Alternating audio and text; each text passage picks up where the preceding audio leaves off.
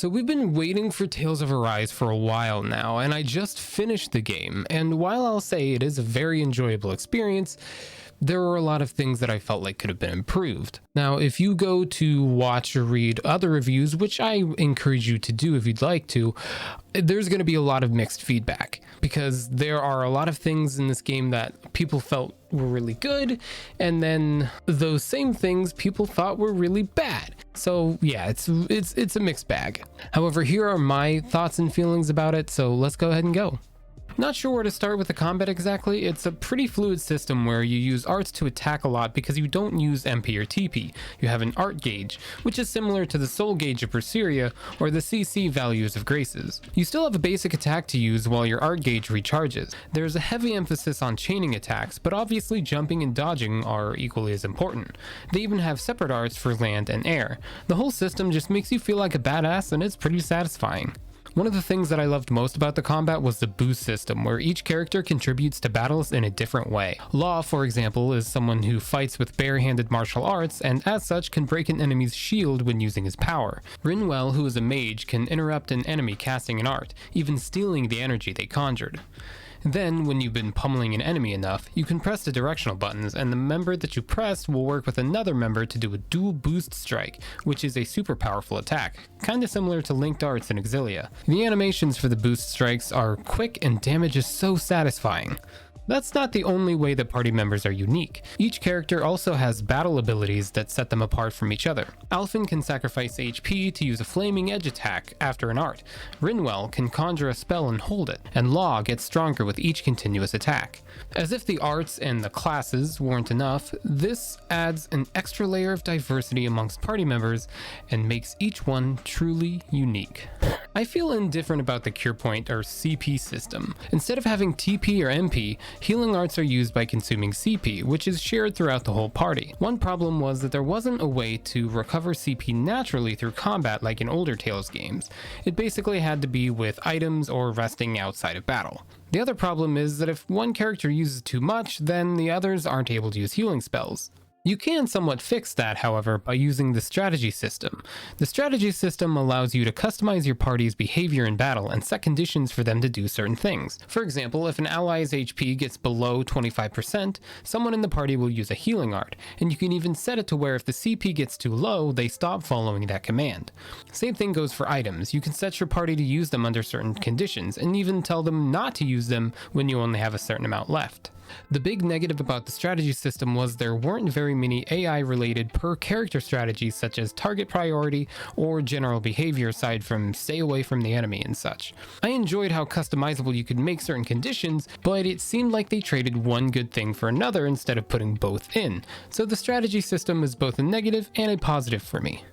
My biggest issue was basically the entire economy of the game. You didn't get gold, which is game currency, at the end of battles. Instead, you got a bunch of materials as well as things like dog tags.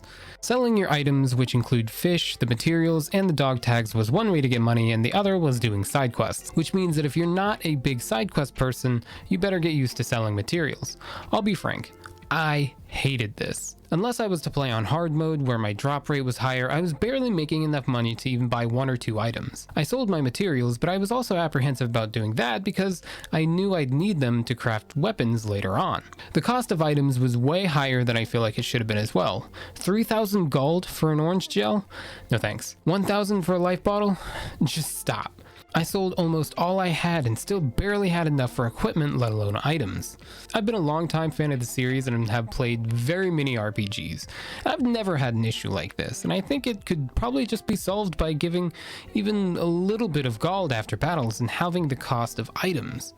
I feel like the game was either forcing me to buy the DLC, which we'll talk about here in a minute, or play the entire thing on hard mode. It's also insane how many mixed opinions there are on this. Half the players found it to be a non-issue, and the other half were like me and found it to be ridiculous. So what do you need materials for aside from selling? You can craft weapons. Weapons that still cost money alongside the materials. I didn't expect them to be free, but goddamn are they expensive. You can sell old weapons, but it's made even worse when you find out that the weapon you just sold to buy the new one will be used later to make a better version of the weapon that is stronger than the one you just sold it for.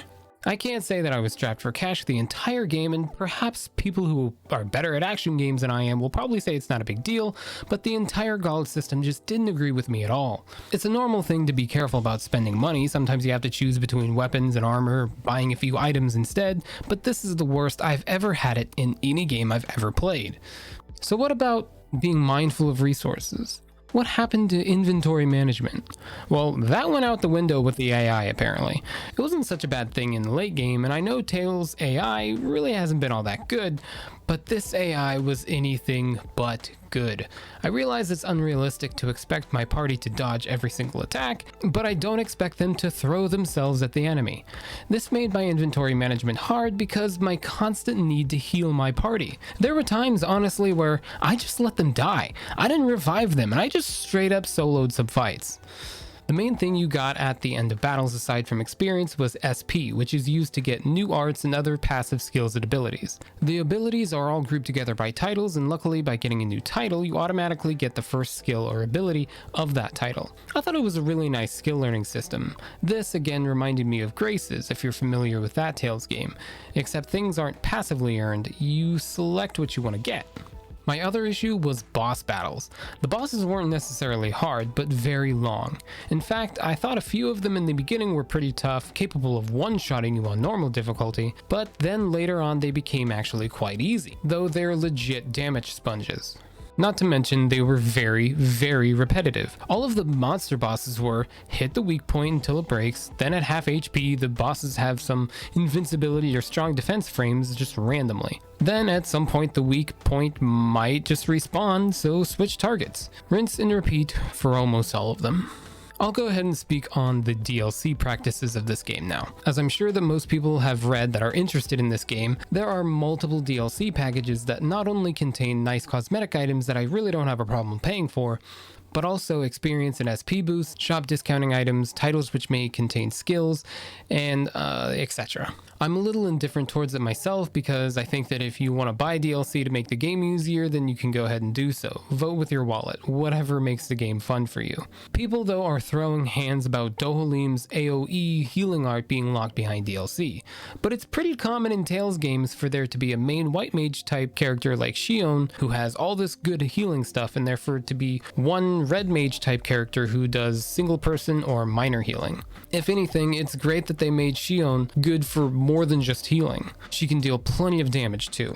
For me, it comes down to classes, and not having Shion in my party is like not having a white mage, which I typically advise against. So if anything, buying the DLC would be a bonus, and you're not really missing out on much if you're not buying it. Buying the DLC would have certainly solved my gold problem, but I've written this review as a review of the game itself, and I made it a point to myself and all of you watching this to play the game entirely on normal mode with no DLC. If DLC fixes these issues, it's still a problem with the game itself and has no bearing on my score. Stories in Tales games tend to be pretty hit or miss. The story was good, but the writing could have been a lot better. I've been giving it a lot of thought in comparison to other Tales games, and the characters here just weren't as interesting as those in the past. They weren't bad, mind you, just not as good. I assume it was because the story is, really dark, but there weren't really crazy characters or over-the-top characters like Pascal from Graces, or Magilu from Berseria, or Zelos from Symphonia, or Tipo from Exilia. They had funny and nice interactions, but aside from that, they just didn't seem to be up to the standard that I'd say Bandai Namco has set for themselves with the Tales characters. In fact, the biggest thing I love about Tales games is how the party interacts with one another, whether it be with skits that we'll discuss later, or regular cutscenes. It makes it so much more realistic, and we can see how truly invested everyone is in the journey. This whole aspect was done really, really well. The character bonds that are genuinely complex as they are rewarding are what keeps Tales gamers coming back to the series, and this one provides that to the fullest extent. Overall, the story and the writing or the characters didn't really make or break the game. If you play JRPGs for their story, you can still play this one and get at least a little enjoyment out of it, but if you play more for the combat or something else like that, the story won't be getting in your way. There are some longer cutscenes, but they're easy to skim through or basically skip. This is probably the most cinematic Tales game to date. As a longtime fan of the series, I am overjoyed to see how the series has grown with the times and get better and better with every entry. This one knocks visuals out of the park, probably because it was developed with Unreal Engine. Audio-wise, the music was good, but cutscenes sometimes have that Sonic Adventure 2 thing happen where the characters seem to cut each other off or very close in a way that just doesn't really seem natural. That only happened a few times, but it was blaringly noticeable. The biggest thing in terms of design I've heard so many conflicting opinions about is the skits. There are lots of people who prefer the drawn-up 2D characters, and there are people who love the cinematic 3D approach they took with this game. I personally am a bit indifferent towards it, as the 3D models don't really have much animation to them aside from their mouths moving and a little bit of eye movement here and there, save for a few skits where they're actually moving their arms. On the other hand, the 2D ones are a lot more expressive. However, the 3D skits in Arise allow for the camera to help drive home the point or feeling of emotion. Things being said at different camera angles have different emotional impacts, and the camera also allows for the sense of who the character is talking to. I also liked how the character models within the skits were the same ones being used currently in the game. They wore the same outfits as they currently are wearing. The thing about the skits though was they were pretty stacked up on top of each other at the beginning of new areas. There would be like 2, 3, maybe 4 as soon as you loaded in. I guess you don't have to watch them right there, as you can watch them at the campfires, which was a very nice feature, but I can't tell how long I'm going to have to be there, so I might just end up watching them and eventually I just find myself in this rabbit hole of skit watching. The voice acting was incredible. They had a cast of some of the best in the industry in my opinion. They had Ray Chase and Erica Lindbeck for Alfred and Shion, as well as Bryce Papenbrook for Law, just to name a few of the big ones. I'd imagine a huge portion of the budget for the game went into voice acting because skits were also voiced over obviously, and there were a ton of skits. There were also a few quality of life additions to the game. This includes fast traveling that is rarely turned off except for a few odd story bits here and there. Sleeping at inns is totally free, allowing you to spend that hard-earned gold on weapons, armor, and items without worrying about if you're going to have to recover later or not. And equipment is extremely streamlined. You only have to worry about equipping a weapon, armor, and an accessory. No helmets, no armlets, or anything like that. To say the least, I am insanely conflicted about this game.